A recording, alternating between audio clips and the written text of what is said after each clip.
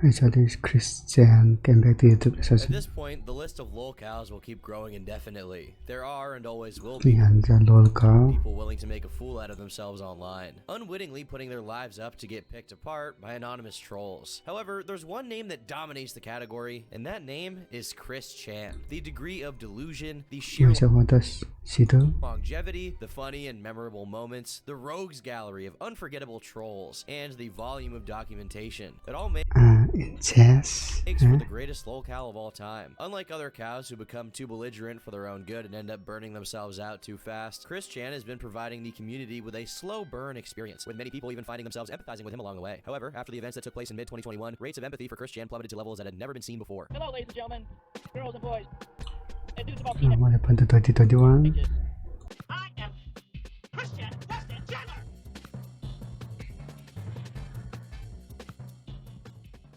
chrischan is an autistic person who dedicated decades of his life to working on media related to his OC, Sonichu, a hybrid between Sonic and Pikachu. As a consequence, an entire community of trolls and onlookers to his story formed around him, pioneering lolcow culture and dubbing Chris the most documented man in history. After becoming thoroughly unhinged due to the success of a troll campaign to convince him that the fictional worlds of cartoons and video games are all real and would soon merge into ours, Chris jumped the shark that separated him from being a lolcow to being an actual criminal, when in June of 2021, he allegedly had intercourse with his own mother. And I should clarify here, it What is... allegedly happened not one time, not two times, but once every 3 days beginning on June 27th and only ending on July 30th, which means there were around 10 instances of it. Initially, he was self-aware enough to not tell anyone about this misdeed, knowing full well how people would react. And on some level, even he himself knew it was wrong, I think. Over the course of many years prior, there had been a lot of inklings that the relationship between Chris and his mom was odd, to say the least. For example, in 2010, in a call between some trolls that included Kim Wilson, a gal pal of Chris's, these things were said. He's admitted that him and his mother spoon on his bed frequently. Chris has also said that Spoon, huh? he's had a dream about Barb. And in this dream, Barb is an Egyptian belly dancer. In August 2016, Chris took to his Facebook to give his thoughts on an article about a mother-son relationship. Who among everyone in this world has not had a dream of being with one of their parents? Never acting on them ever. I, myself, did have dreams of being with my mother. Although it is quite a controversial topic, there are circumstances where there would not be so much harm as one may think, feel, or believe. Plus, this offers a chance for better teaching the child how to better satisfy their eventual partners. In a tweet of Chris's from 2019, which he posted while role-playing as one of his OCs, Magichan, he said, admittingly, Like to be contrarian for the sake of contrarian. waifu I had long ago, while they were still developing before Christine came around, were Robert and Barbara. Barbara was more of a guilty pleasure waifu, while Robert was quite a successful model amongst others in Dimension 1218. The reactions those posts got, along with his understanding of basic morality, however tenuous, let Chris know loud and clear that he could not be sharing any details about his affair with Barb with the outside world. However, his resolve wouldn't last very long, and he felt gripped by the urge to talk about it. He also felt gripped by something else, but if I think about it too much, I'll puke all over my desk. On the 2nd of July, he exchanged a few DMs with a troll of his called Sean, or the WCM, which read as follows. I'm actually feeling really good right now. I hit the hay during the 10 o'clock hour last night. I had an extensive and lucidly clear dream, and I didn't wake up until about 4:30 a.m. I know why I'm getting much better quality sleep. It's been so for the past week. I have a sex partner. She has been very satisfactory. Her identity needs to remain a strict secret, and this is a mutual, genuine affection. I'm finally getting a long overdue experience, and she's helping me explore. Since we've started the ship progress with the first intercourse last Sunday, we're mainly still exploring the options and teaching each other up to when we find what works best. She is physically older than I am, considerably fragile, but she has great inner strength and soul power. The message is followed by one of those custom emoji things depicting Chris with a satisfied smile. When asked about how old she is, Chris replies that he can't be too specific, but that this mysterious lady friend of his is physically older. A day later, Chris talks about having bought a massage oil that he'd be trying out with this unknown woman. On the 10th, there are a few messages about a sheer gown called a negligee, which Chris repeatedly calls negligence. Yeah, I don't want to hear on He that. got from Adam and Eve, an adult store that he's a known client of. He tells Sean that he's planning to wear it to this next bout of fun with his partner. The next time a conversation between them got around to this topic was on the 14th, when Chris decided to share a few details about his partner. He stated that she was over 50, gray-haired, blue-eyed, and shorter than he was. Sean's messages read like he already suspected it was Barb, since after Chris confirmed his partner was in their 70s, he said, "Damn, so close to your mother's age." As time went on, keeping the information to himself was becoming too much to bear. He just wanted to tell the world about his new love. On the 25th, he sent a screenshot to one of his trolls of a Watch Mojo video he was watching called Top 10 Hottest Anime Moms Ever. It was only somewhere between the 27th and 28th that an outright confession was to be made to none other than Isabella Loretta Janke, a can of worms in her own right, one that I've covered in a past video. In this call, he decided to come clean and tell Janke these things. How did you approach her? Approached her with care and caution.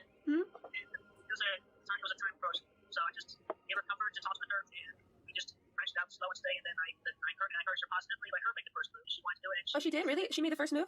Their conversation goes on, but the gist of it is that Chris copped to Really? everything he's doing in full, and just outright said, "Yep, me and my mom, we've been rolling around in the mud like pigs." In text messages he later exchanged with the owner of Kiwi Farms, Null, he reiterated this information, but with a few extra details. After referring to what he does with his mom as a romp in the hay and an extensive cuddle, Chris claims that the 8 guys who had been there before, including his father, Bob, were not doing it right. In Virginia, what Chris did to his mom is a Class 5 felony that can be punishable with up to 10 years behind bars. And it's worth mentioning Barb was already behaving very strangely, zombie-like as Chris described, which I led thought there was no criminal conduct to for speculate this. she was unable to even consent. Whether that was the case or not, a day or so after the information came to light, the police did a wellness check at their house, relocated Barb to a senior care hospital, and issued an emergency protective order to keep Chris away from her. Over the course of the following day, news about what Chris had done caught on like wildfire on social media, while he had to sleep in his van for the night. Null, who up until that point was trying to help Chris and even trying to get him money coming from a GoFundMe page that he'd set up for Chris, gave up on him after discovering that Chris had embezzled $750 from Barb's bank account. What Chris did, sending himself money from Barb's account, constituted a violation of the protective order, and the police were promptly notified. On the 1st of August, Chris got arrested and sent to jail, eventually being transferred to the Central Virginia Regional Jail, where he spent the next 20 Yeah, months. that's Many good. celebrated, believing this to be the first step leading to Chris being permanently institutionalized, bringing an end to his recent reign of terror. As far as everyone was concerned, I thought she was a woman.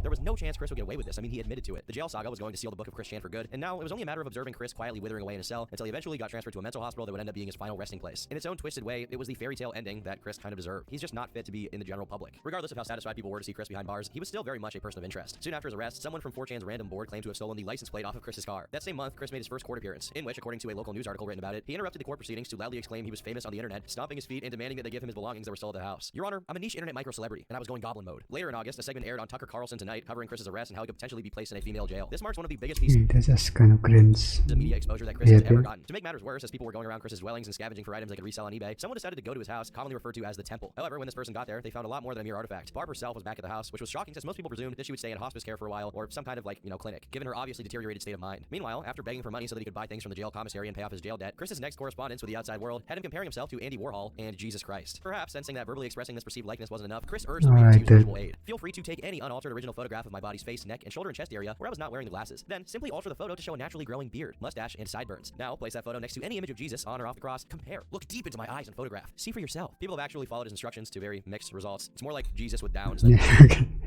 Jesus. Extending his analogy further, Chris also compared Null to Judas since he was responsible for notifying the police of the embezzlement. Curiously, he also spoke of what he did It's not similar to Jesus at all. Barbara from the perspective of God. Emmanuel, God above all other gods and goddesses, and one of my mentors, herself, had deemed me to heal, cleanse, and clear Barbara of all her past sins and regrets, and improve her abilities directly and personally as her goddess. We mainly cuddled, soul bonded, and talked. Consentful and emotionally and mentally supportive in healing, I did as I had done for and with a chosen few back in Israel over 2,000 years ago in cleansing them. Look, I'll be the first to say, I'm no religious scholar, but I'm pretty sure in the Old Testament, God wasn't cuddling with the Israelites. Also in September, a video from 2020 was leaked in which Chris is channeling Randy Stair, yes, the spree killer who thought he was a character from Danny Phantom, calling Randy his friend, which only makes sense given how parallel their delusions are, regardless of how radically different they manifested. Of By the course. way, new video about Randy Stair on this channel very soon. The court appearance that month got delayed, and some fans ended up showing That's nice. up to the temple, this time actually recording the experience. Is Chris home? I don't understand. My friend Chris, I'm just wondering if Chris was here. No. Okay, thank you. I'm sorry to bother. By October, Barb was turning 80, while Bob had already been dead for 10 years. If understanding what's going on in Chris's mind is nigh impossible for people who are young and internet savvy, imagine what it must have been like for them. Chris wrote many letters during this month, the first of which had him resisting an attempt to convert to Islam. Despite his resistance, Chris eventually says he ordered a Quran from the jail commissary, though the likelihood of him actually reading it is pretty low. In his next letter, Chris requests more money and a pardon from Joe Biden himself. He also reveals that his jail conditions are pretty good, even though he complains about the chicken there being too dry. On the 25th, he goes further into detail about how he's being treated, writing, "The staff treat me well enough. Then I've experienced the attitudes and bad habits from some of the real jerk-offs and really noisy neighbors after my body was relocated from medical to booking. But the food is mostly good, the commissary has good items on offer, and I've enjoyed the rec room a few times. This facility is 2 out of 5 stars." In the introductory portion of the letter, Chris actually mentions that Barb has written to him, but I haven't been able to find any Of course, you mentioned the food. information on the communication between them. Just as November started up, Chris had a phone call, the contents of which have been uploaded to YouTube. In that same call, he draws parallels between his early life and Jesus's. I mean, I foreknew and foresaw that I was going to end up in jail anyway. It was just popular amongst the other timeline. On the 8th, he explains in a letter that soul bonding is as far as he went with Barb, which is as close to cunning doublespeak as Chris's mind can conjure. On the same day, Chris made a drawing titled Jesus Christ Chan Sonichu, which is beautiful. It should be in every Catholic church across the country. After Chris got another continuance on his trial, Barb got in a car crash after failing to yield the right of way, which isn't even surprising. In fact, my only real question is how was she even on the road at all? How had her driver's license not been suspended at that point? As a result of her accident, she got 2 broken ribs and a concussion, and her car was totaled. In a letter later that same month, Chris claimed he already knew this would happen, and that the only reason she didn't immediately pass as a consequence of the accident was because he cleansed her. I guess you could say that. On the 6th of December, he makes a series of prophecies concerning whoever he considers the apostles of himself, or maybe apostles of his mom, considering she's supposedly the God that's above God. It's really impossible to understand what the hell he even believes in at this point, but regardless, his prophecies are mostly rehashes of Pentecostal Christian things, but filtered through Christian brain rot. During the merge, Christianese for the rapture, people will start speaking in tongues, and many people will suddenly disappear. Then, the veil that hides the truth will be lifted, and people's brains will start to burn from being overloaded with information. Somewhere in there, he also says animals will start talking, and I'm not quite sure why or how that plays into the merge, but maybe it's just like him wanting to talk to Sonichu. He further develops his theory that his healing saved It's not Harry Potter, come on now. Barb, saying that the reason he's in jail is because he took her sins onto himself, and now he's paying for them. In the same letter, he starts writing in gibberish, which he refers to as authentic Akashic? Akashic? Is this even a real fucking word? Oh, it is.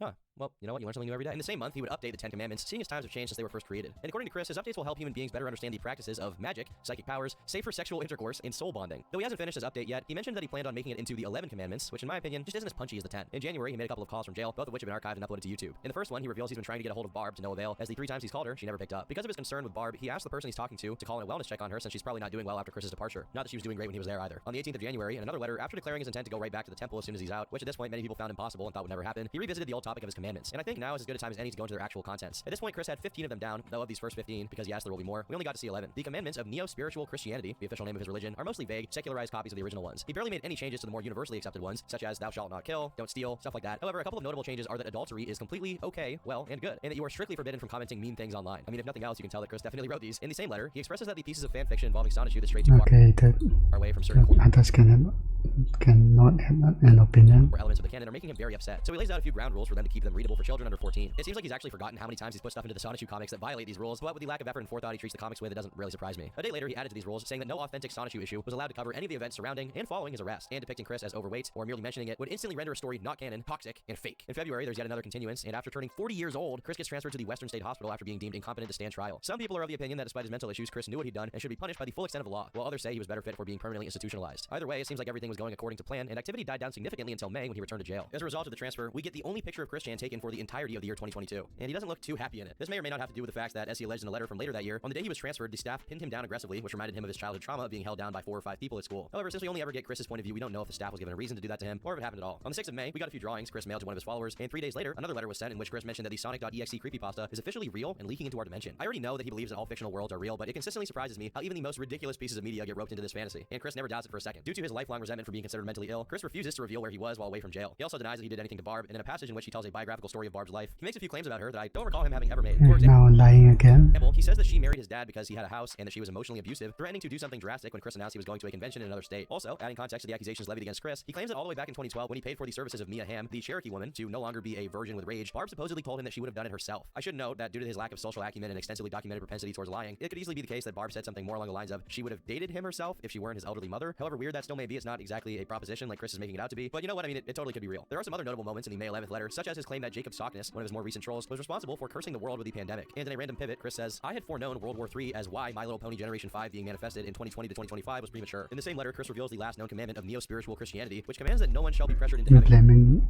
others for COVID is wild. relations. In June, he gets optimistic about his release, expressing in multiple letters that he believes it's coming sooner rather than later. Eventually, he came up with a good excuse for having gone to the hospital, saying that he just went there to get educated on courtroom proceedings, which, yeah, I mean, that's definitely really true, right? That's why you go to the hospital. After repeating his denial of ever having been with Barbara, he goes on to explain what the soul bonding he did with her meant, only to say a bunch of vague, schizophrenic nonsense to obfuscate it. On June 5th, he makes a self-portrait of himself and Barb, surrounded by miscellaneous Sonichu-related characters. The isolated misery of Chris really shines through on this one. His case gets another continuance on the 9th, and a few days later, Chris claims that Barbara is no longer living at the temple. Though he doesn't say where she is or how he found out, he claims he'll be making a sacrifice to go home and clean since it's vacant. He then confirmed that his lawyer had been telling him he was going to go free soon, and that the police never even interrogated Barb due to her impaired mental state. Speaking of impaired mental states, Chris adds to the justifications for what he did to Barbara, saying that his cleansing had something to do with her eventually returning to the Rosichu form. He also says that he had visions of her going to jail instead of him for supposedly being negligent and mistreating the animals they had at their house, emotionally abusing Chris, and appropriating his SSI payments. Well, it's not hard to believe the first two, as far as I can tell. The third one is mainly projection, since Chris was the one managing their finances, if we can call what he did managing. So much so that one of his final acts before being jailed was embezzling from her bank account. And since we're on the topic of Chris's lies, it also seems he lied about Barb no longer being at the house and is simply trying to get her into a nursing home, but without any success thus far. On July 22nd, he specifies that the reason she's still there is simply because she refuses to leave, and since he hasn't been legally deemed as impaired, there's nothing they can do about it. Because of her lack of cooperation, Chris is increasingly upset about potentially never seeing his mom again, presuming that without the care that a nursing home would provide her due to her very advanced age, she's going to end up passing away before he's out of jail. Indirectly, by acknowledging that she's not all there and saying things like she's no longer able to drive, he's also suggesting that she wasn't really able to consent, whether he admits that happened or not. Chris's case got sent to a grand jury, where he would be tried for a felony. Afterwards, his lawyer filed for an autism disorder deferred disposition for Chris's charge, which basically means that, from my understanding, a suspended sentence, more commonly known as a probation, would be applied to the case. On the 10th of August, Chris's case is sealed, and his lawyer explains why. The unique intense interest in this case, including inaccurate online disinformation, required this infrequently used remedy. In our current age of unregulated online disinformation about almost anything and everyone, this remedy might be needed more than ever. To put it bluntly, his lawyer was mad at the trolls, not that the case being sealed was all that effective at keeping disinformation at bay, since the very same month after a judge issued a transportation order, memes about Chris escaping started making the rounds on a massive scale. Later in August, the CWC Wiki experienced a heavy outage that would last for the next 2 months, which was kind of poetic given the case was just sealed. Apparently, this happened because the CWC Wiki and Kiwi Farms shared the same server, and when Kiwi Farms was taken down, the CWC Wiki came with it. The thing is, Kiwi Farms was also one of the main hubs of chrischan news and discussion, meaning the internet at large was now in the dark, apart from a few smaller communities that are scattered across the internet who were jumping through major hoops to keep track of what Chris was up to. Besides having to deal with the felony, Chris's money started getting garnished over unpaid debt. As far as what Chris was up to, well, he was drawing this month. I'm gonna gloss over most of these, but I have to make a caveat here to show you this one, wherein he meets himself from the past and takes this opportunity to accuse Megan, one of the few people to ever be genuinely nice and patient with him in his entire life, of swindling him, putting her in the same basket as the trolls who were tormenting him around that time. It really goes to show that no matter how different Chris has become as his mental state deteriorates, to his core, he's the same Chris with the same petty Chris thoughts. As 2022 came to a quiet end with radio silence on Chris's side of things, 2023 began with activity from users on Reddit. As soon as it started, a few unrelated people happened He to check doesn't out want to take any responsibility at all. on the temple to see how it was doing after such a long time elapsed since Chris's departure. The first one was on the 14th, as someone on r/chrischan Sonichu posted about him and his friend going to the temple and scoping it out for a while until Barb came out to get some mail and went right back into the house. According to the post, she looked like a ghost, but was fully mobile and didn't show any signs of problems with her physical health. On the 22nd, someone else went there to take some pictures, which showed many of Chris's belongings had been thrown out, something he would undoubtedly be furious about if he knew. Meanwhile, the silence continued on Chris's end for the first 3 months of 2023. Things were quiet, too quiet. Something had to be going on, and indeed, something was. Around 10 a.m. on the 27th of March, to the shock of everyone, chrischan was reportedly bonded out of custody, and a few hours later, the report was revised to say he'd been released. For all intents and purposes, chrischan was free to walk the earth. As expected, the internet exploded, in complete disbelief that what he did to Barb, and to a much lesser extent his issues with debt and embezzlement, were simply not enough to keep him institutionalized. The silence on his end is kept throughout most of April, with the exception of him drawing the cover of Sonichu number 82, which is a very strange decision given that the last issue before this one that was released was number 17. I don't have the slightest clue what led him to make this huge leap in the number, but given that doing completely incomprehensible things is Chris's forte, I'll try not to get too hung up on it. It's only in the first few days of May that he's actually seen again, emerging from the depths of the jailhouse and walking the streets like nothing happened. The first time he was seen in public again was at Walmart, looking significantly thinner and with his hair back to his natural brown color. According to someone who recorded a video of Chris at said Walmart, Chris asked for a flash drive and bought himself a new Nintendo Switch with God knows what money. It's unknown exactly where he resided at this point, with some people speculating that he was placed at a group home. The very next day, he was seen prowling in his natural habitat, a game shop, playing cards with people who were none the wiser. On the third, more sightings take place, this time at another place he's known to frequent, the mall. For the time being, Chris remained without access to the temple or Barb, but people who visited it noticed that the lawn was being cared for, all but confirming that there were other people besides Barb frequenting the house and keeping it orderly. In the middle of the month, there were rumors going around that Chris had a new car, but again, it was a mystery how Chris could even afford that. At the end of May, we got witness testimony from a store clerk who had the pleasure of receiving Chris at his store. Where did he got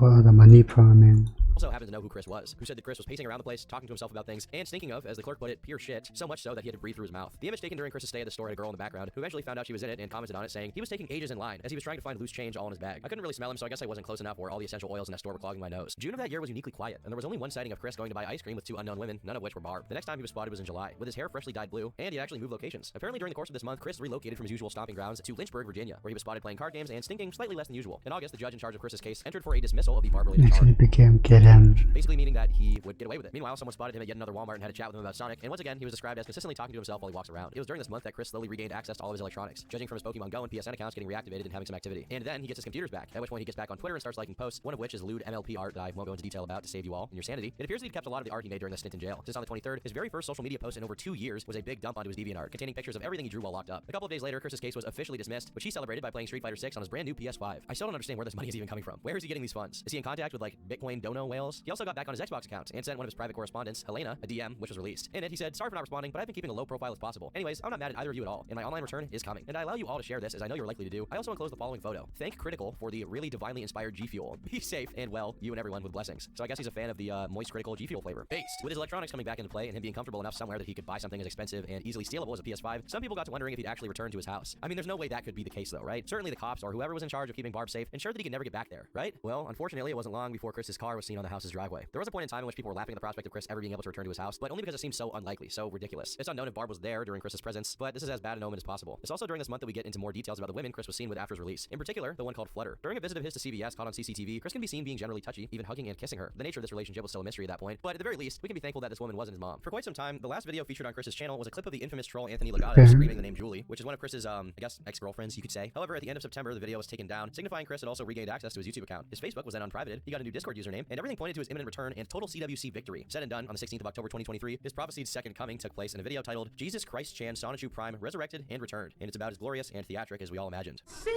of Quickville, on the road to the city of Quickville, the city of Quickville. Make this stop.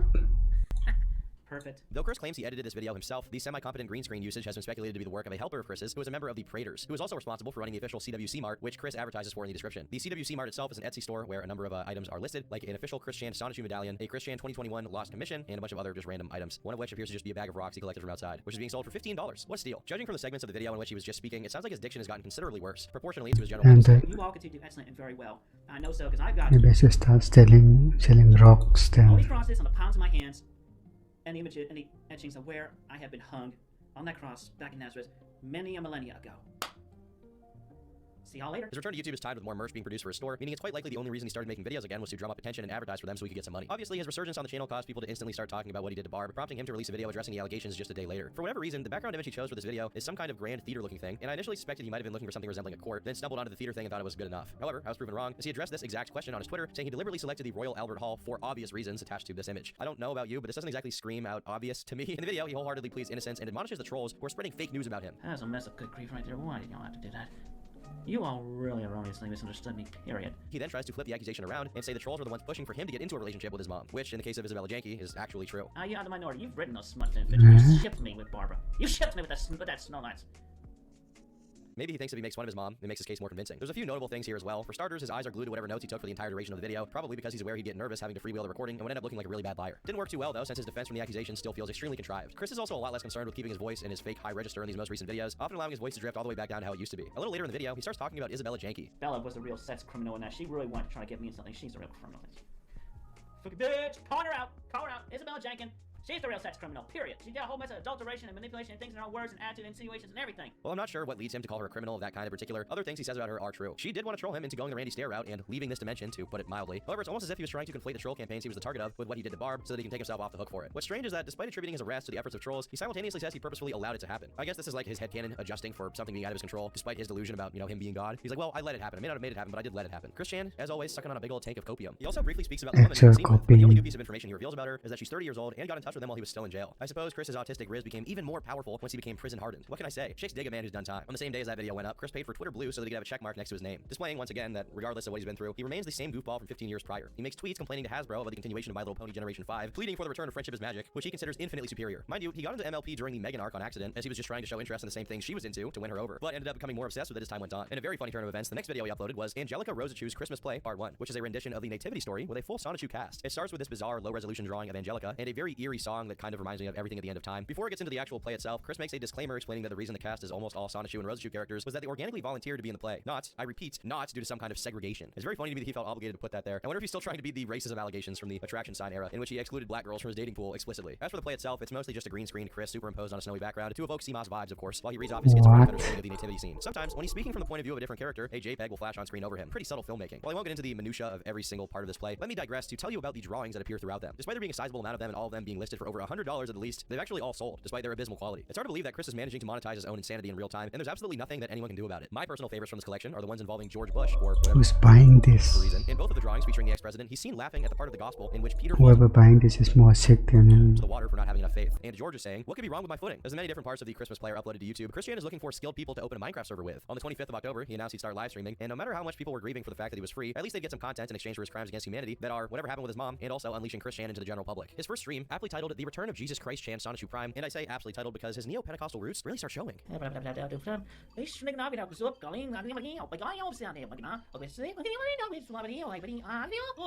And there you go, first time online, speaking on tongues, because I have literally connected with the Akshik records and everything. We get a few classic trolling moments as well. It's nice to know that no matter how far gone you are as a human being, a troll will always trick you into saying the N-word. Speaking of trolling, Obviously, try keep the questions general, good, safe.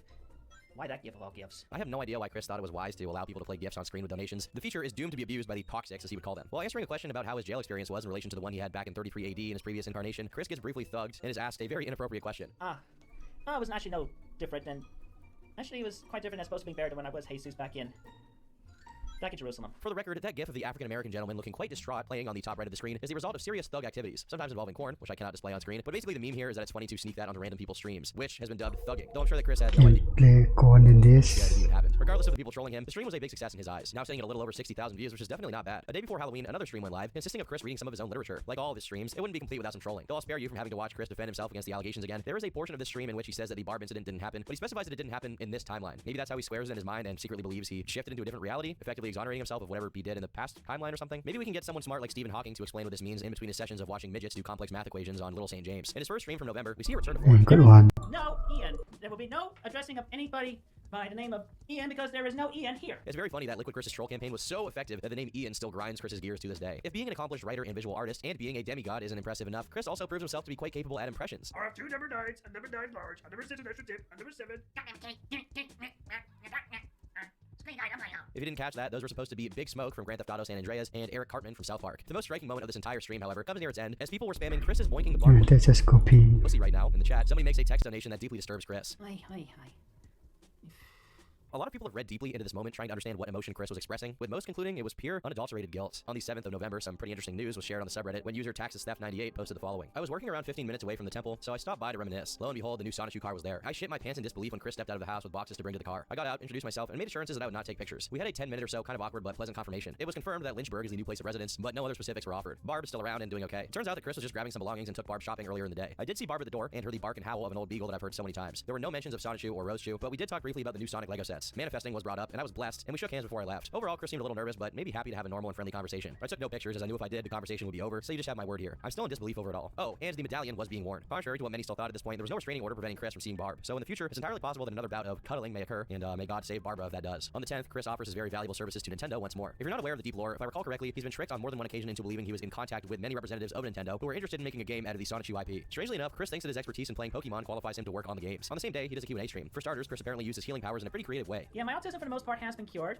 Just through meditation and affirmations. You heard it here first, folks. Chrischan is officially not autistic, or at least mostly not autistic, as he puts it. Later on, he's asked about which of his prophecies came true. Which my predictions have occurred. I mean, you guys, just think about it. There's a lot of predictions have occurred. I mean, just what I prophesized in book 10, a lot of details have been manifested. Literally, I mean, yeah, just look at this. We actually did have a virus that and the vaccine was developed for it. More recent years that end up going to the future forward to get the cure for it. Going back for the cure to prevent that happening on C197 now. If you got a migraine from trying to decipher his deep physical talk, don't worry, I'll translate. According to Chris, all the way back in Sonnet number 10, he foresaw the pandemic. However, upon further inspection, it appears he's referring to the part of Sonnet 10 where a vaccine is created to cure homosexuality. Not sure if that qualifies as a prophecy that came true, unless Bovid has been making people zesty this whole time. It was not okay. I just never found out, but I don't think it's been doing that. He also weighs in on a current political topic with a curious opinion. Is right. Actually, unrelated to the topic at all. Well, Sanchi Prime is neutral, but we're siding with Israel, really. He's already identified himself as the Old Testament God many times, so I'm not particularly surprised he's siding with the chosen here. A day later, Chris tweeted about feeling woozy at times, which his friends chalked up to him under eating. For once in his life, this may actually be true, as Chris isn't exactly short, and he lost a lot of weight during his time in jail. This also brings up some questions about his physical health. While he seems to eat a lot of fruits, Chris is far from a healthy person, so it's worth wondering how long he'll last. As of the writing of this video, he's 41 years old. How many more good years does he have in him? 15? 20? I can't imagine how Chris will be if he makes it to his 60s, though it's a safe bet it won't be any better than he is right now. A couple days later, Chris once again addressed the topic of family love, though this time coded through Sonichu language. I would like everyone to refrain from their perverted and strange ideas and dreams about I and the Sonichu and Rosichu species and evolution lines. I do see all of you in your fiction writings, and I don't even have to consciously read them. How the smut fix, in general, with Sonichu Prime and Rosichu Prime with I, and even that which included between mother and daughter. I'm not defending it whatsoever. Congrats on discovering and manifesting distant alternate universes and timelines that need not exist or happen. The absurd is often appealing because it is unexpected and funny, but the ones who thought and or wrote and drew it out hardly have any empathy for those alternate universe individuals and their universes out of the multiverse that we reside in. Be careful. He was yapping. What you think and or wish for. You might manifest that with yourself in the hot seat. Good luck with that timeline shift. Knit between the lines of that verbal diarrhea is the clear implication that by writing or drawing these things, people are bringing them into reality. Again, is this some kind of veiled way of shifting the blame to the people who are speculating about what he did with Barb before he actually allegedly did it, as if it wasn't his choice to do what he did, but the trolls manifested it into reality? I mean, given the lengths that Chris is known to go to so he can evade blame for something, it wouldn't really be shocking to me if he literally ran into another dimension in order to avoid accountability. Soon after, he posted a video reviewing the comments he got on his Etsy page, starting the video out with trademark chrischan professionalism. Once again, you can look at the Etsy store here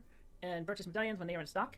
Oh, pardon me. By the way, I didn't turn the burp up for comedic effect. That's how it sounds in the original video. At one point, he reads a comment from someone calling him Ian, and it visibly still gets to him. Wow. Perhaps the strangest thing, though, about this video is the fact that Chris has been raking in thousands of dollars from selling merchandise. Can you imagine being like a normal cartoonist or someone that puts like effort into something when making art, and then you see that this Sonichu garbage is regularly pulling in over $100 a piece? I would be fuming. Then again, Chris spent 2 years in jail for boinking Barbussy, so I'm not totally sure that anyone should envy him. On the 20th, he does the first proper gaming live stream since his return, and the trolling followed suit. It's great to know that he's made peace with the pickle. Later on in the same stream, he denies having bought a PS5, which contradicts his PSN having shown him playing Street Fighter 6. Either he logged onto someone else's PS5 to play the game, or the more likely possibility is that he's lying so people don't think he's spending his money on useless toys. On the 27th, Chris's car was spotted in the driveway of a property on Big Island, Virginia. This house is owned by the leader of the Praetors, the main person organizing the business side of things. And though Chris may or may not be living full time at the Big Island house, it's almost certain that he's been using it as his studio. I'll try not to get too sidetracked over Chris's orbiters, given the sheer volume of people doing anything in their power to write their name into Christery, but I do feel obliged to do it in this case. It gets a little confusing to continue with like the terminology here, since there are multiple members. So when I talk about the Praetors leader, I'll call him by his first name, Caden. All the way back in 2020, Caden, along with 2 other proto-Praetor members, visited the temple to speak to Chris about a potential business opportunity, showing a golden version of the Sonichu medallion. One of the members had handcrafted and painted with a paint that supposedly had 24-karat gold in it. Their idea was to use a mold press to produce Sonichu medallions en masse and sell them, giving Chris a cut of every sale for being responsible for creating the character. Despite his extensive history of being taken advantage of and tricked by trolls, Chris decided the Praetors were trustworthy, saying, I could tell by soul reading them that their intentions were legit, honest, and true. Soon after, it was announced that the Praetors were going to start working on a lore Bible, presumably to not only compile, but articulate the properly insurmountable volume of schizobabble that Chris has spewed out about the dimensional merge. The Praetors were responsible for this now infamous sermon given at the Goochland Public Library. This picture, which is one of the most popular pictures of Chris ever, came from one of his interactions with the Praetors and not from his mugshot as many seem to believe. Even Isabella Janke, the aforementioned insane woman responsible for first divulging the news of Chris's misdeeds with Barbara, was briefly considered a Praetor. Besides maybe the idea guys who destroyed Chris's mind permanently with the merge stuff, the Praetors are the people most responsible for the way Chris's life is currently structured. But there's a little bit more to it than many people know. The reason why we're even talking about them in the first place is that around a month after the Big Island house Chris is currently working out of was bought, Caden was charged with 4 felonies for allegedly manufacturing or growing, I don't really know what the right term is here, and distributing psilocybin mushrooms, which are very much illegal. Based on what I can glean from the legal documents attached to this case, although I should note I'm not very fluent in legalese, Caden pled guilty and was sentenced to 19 days in jail and 5 years of probation. This is relevant because Chris is in an extraordinarily comfy and financially rewarding situation, exclusively due to the structure placed beneath him by Caden and the Praetors. And if something were to happen to Caden or if he violated that probation, Chris would suffer the mother of all rug pulls. Maybe there'd be another benefactor to save him, who knows? But what is certain is that all of this stability rests on very unreliable grounds. But let's return to Chris himself. On the 29th, he communicates to his audience that he no longer wants to be seen as the old Chris, saying he doesn't want to be seen as bigoted in a plethora of different ways, he doesn't want to pine for the attention of girls, etc. Oh, and I guess it's important to note that he expresses this deep, heartfelt concern that he's being misrepresented through Family Guy fan art that includes Sonichu and Pickle Rick. You see, Peter symbolizes the old, always upset virgin with rage Chris. He's changing now. New Chris is standing on the left, leaving the house with Sonichu. I'm actually not sure where Pickle Rick fits into all of this, but I'm sure there's some meaning to his presence as well. I'm just not smart enough to figure it out. On the same day, he dedicates a post of his to address those on Kiwi Farms who are talking about him. I am quite aware that the intentions of those on Kiwi are not great. With that stated, I am more than aware, as I made clear, of the likely usage usage of I as leverage in the popularity of one's content and self, as well as any lolcow content. I am not a lolcow, and I feel concern and disappointment with those who see others in their respective drama and stressful situations as comical. I feel pity for they who do not have empathy upon the pains of others, including myself, as well as not being open for the present and future better individuals they are more than capable of being in light, power, good, and righteousness. In general, I want it very clear that I humbly wish you all authentically have no intentions of making or promoting any mockery of I or anyone with disabilities or any aspects that may feel cringeworthy to you. I am not the lolcow that I was mislabeled as back in the late 2000s, and I do not identify as such. If you all would please, I am to be appreciated and understood as the more mature individual that I've become and shall maintain for my further soul searching, literal meditations, and even my psychic connections with literally everything there is, was, and shall be. Meditate on that for yourselves. I think the best way to articulate what Chris is saying here is that he's doing the same thing he's always done. Complain about being trolled. However, post-merge Messiah complex Chris feels obliged to filter everything he says through an often biblical-sounding thesaurus vocabulary, which just results in him sounding like he overdosed on Thorazine. I suppose he believes that if he keeps saying I don't identify as a lolcow, people will just respect that. Unfortunately, the real world is in Quickville, and his status as not just a lolcow, but the greatest lolcow of all time is non-negotiable. After cooking Elon Musk on Twitter for no comprehensible reason, on the 1st of December, Chris gets tagged in a post containing fan art of Joshua Martinez. Since Josh is kind of deep Chris lore, let me explain who he is. When Chris was very young and still having trouble with being nonverbal due to his autism, he went to speech therapy, where he met another kid, Joshua, who was there for his very strong Spanish accent. This marks the beginning of Chris's lifelong appreciation for Spanish, which is evident in the fact that to this day, when he's going to call himself Jesus, he pronounces it as Jesus. Josh was one of Chris's best friends during his childhood, and after both of them left speech therapy, they remained distant acquaintances for the following years. However, in 2007, when Chris was starting to become famous online for who he is, Josh found out about it and became one of his earliest trolls, being the first person to ever catfish Chris. During the original Encyclopedia Dramatica page saga, where Chris made a series of Herculean efforts to try and get their attention off of him, Chris started bringing up Josh's name. You see, during this time, Chris believed the reason they were after him as hard as they were was that he was so self-evidently awesome and talented that everyone was trolling him out of envy. In order to dissuade them from doing so, he started saying Joshua was awesome and talented instead, saying that multiple famous female celebrities, which he referred to as